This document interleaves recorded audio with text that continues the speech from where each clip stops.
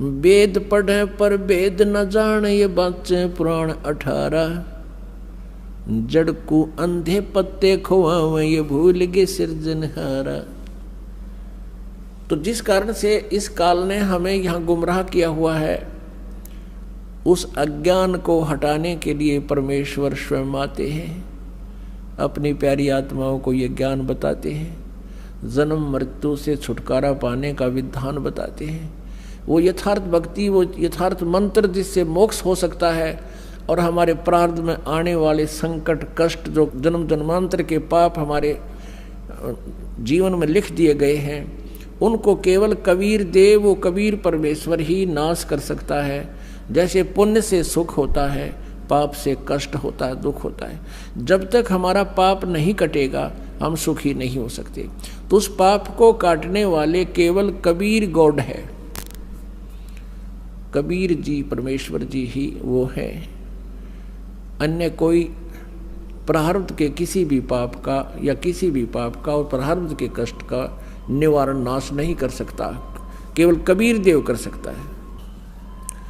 अपुणात्माओं, किसी के पैर में कांटा लग गया हो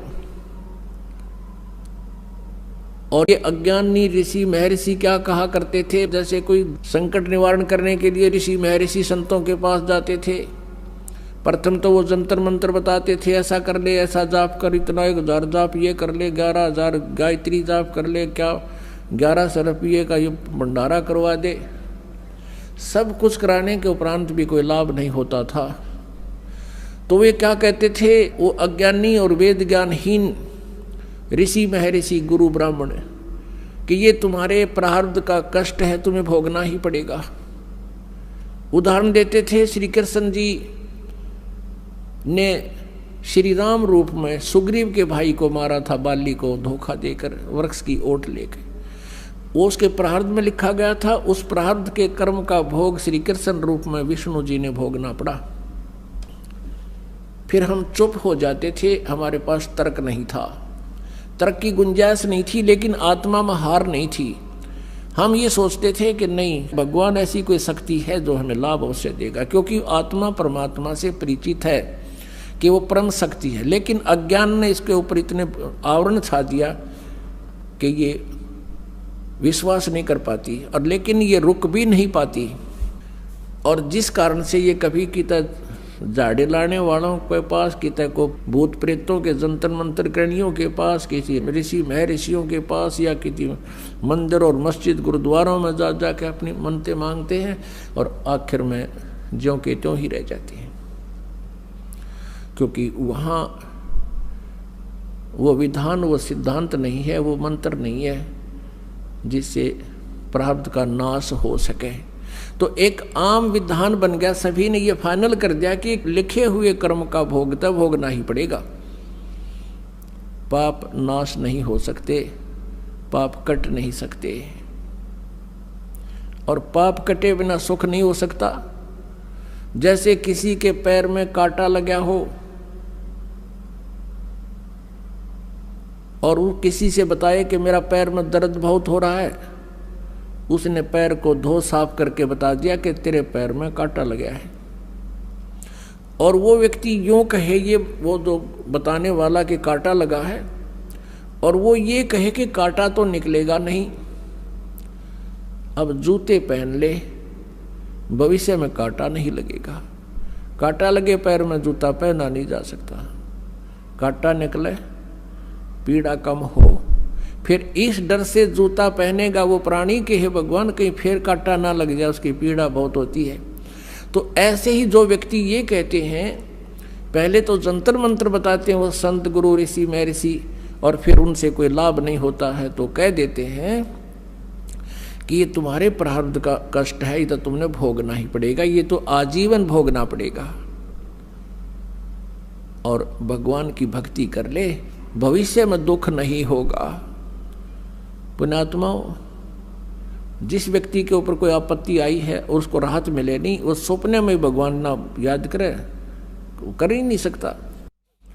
अब वो पाप रूपी कांटा निकले जिससे पीड़ा टेंशन हो रही है, और फिर वो व्यक्ति भक्ति करे इस डर से राम नाम का जूता पहनेगा, हे भगवान कहीं फिर बिजली ना गिर जा। इस डर से, इस भय से फिर वो सदा भक्ति करेगा, मर्यादा में रहेगा, क्योंकि उसने आपत्ति को झेल कर देख लिया उसमें कितनी पीड़ाएं होती हैं। और कोई ये कहे कि ये तो कष्ट बना ही रहेगा, आगे भक्ति कर ले, वो सपने में भी नहीं कर सकता भक्ति। ऐसे तो नास्तिक हो गए, पूरा चीन नास्तिक हो गया, जिसमें विश्व की आधी के लगभग जो है जनसंख्या है, और पूरा रूस नास्तिक हो गया।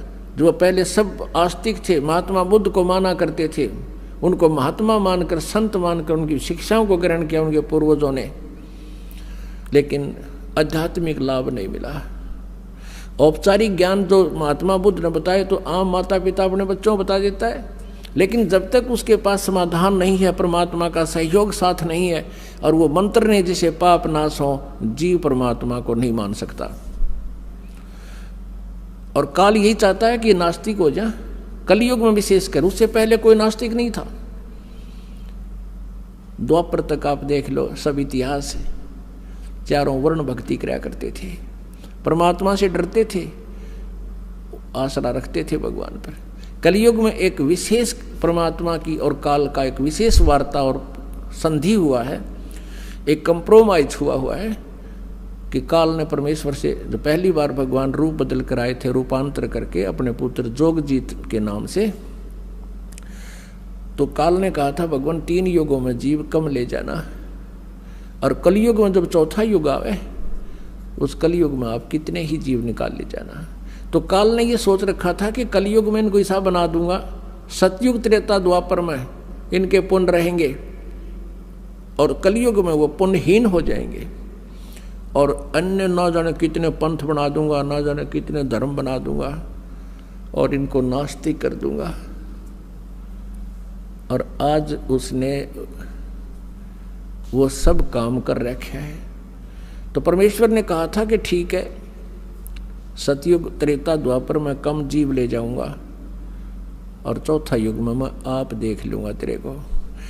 अब ये वार्ता फिर बताएंगे, आज प्रसंग कुछ और है। अब कहने का भाव ये है कि जब तक हमारा पाप नाश नहीं होगा, कांटा नहीं निकलेगा, तो पीड़ा मिटे नहीं, और पीड़ा नहीं मिटेगी तो जूता पहना नहीं जा सकता। ठीक इसी प्रकार जो दुखी आत्मा यहाँ आते हैं, यदि वह परमात्मा परमेश्वर कबीर जी की जो हम दास नियम बताता है, मर्यादा बताता है, उस मर्यादा में रहोगे तो आप पर कष्ट नहीं रहेगा। आप ये सोच कर आते हो कि आज ही जादू मंत्र जंत्र कर दे गुरुजी और फिर हम अपने राज्य गुरुजी अपने, नहीं, ये काम हम नहीं करेंगे। परमात्मा का उद्देश्य है कि तुम यहाँ आओ, इस ज्ञान से परिचित हो, कुछ ऐसी राहत तो आपको प्रथम दिन ही मिल जाएगी जो सच्चे दिल तक रोकर यहाँ समर्पित होगा। समर्पित का अर्थ है कि हम जो भी मार्गदर्शन आपको करें, भाई बीड़ी शराब मांस तम्बाकू नहीं पीनी है, अन्य किसी देवी देवता की भक्ति जो तुम पहले करते थे वो नहीं करनी है, इन सभी मर्यादाओं को जो हृदय से मानकर समर्पित होता है, उसी दिन से राहत शुरू हो जाती है। लेकिन हमारे भक्त और कुछ वो स्वयं भक्त पुस्तक आदि ज्ञान सुनकर पढ़ कर आते हैं, तो उनके धारणा ये होती है कि बार चल कर देखता हूँ, राहत मिलेगी तो ठीक है, नहीं तो नहीं। ऐसे व्यक्ति को यहाँ कतई राहत नहीं मिलेगी, चाहे आइयो चाहे मत आइयो। हमारा उद्देश्य है कि आपको राहत तो अवश्य मिलेगी, गारंटीड मिलेगी, आपके ऊपर कोई कष्ट नहीं रहेगा, ये मेरे से लिखवा लो तुम। लेकिन जैसे हम कहें ऐसे करते रहो। आपको बार बार यहाँ बुलाने का उद्देश्य है कि आप भगवान से परिचित हो जाओ, और परिचित होने के बाद फिर अननेसेसरी डिमांड खत्म हो जाएंगी, जिनके कारण हम भगवान से दूर होते चले जाते हैं, जिनकी हमें आवश्यकता नहीं। और फिर आप देखना प्रतिदिन भगवान कितने सुख देगा, आपकी सोच भी नहीं सकते।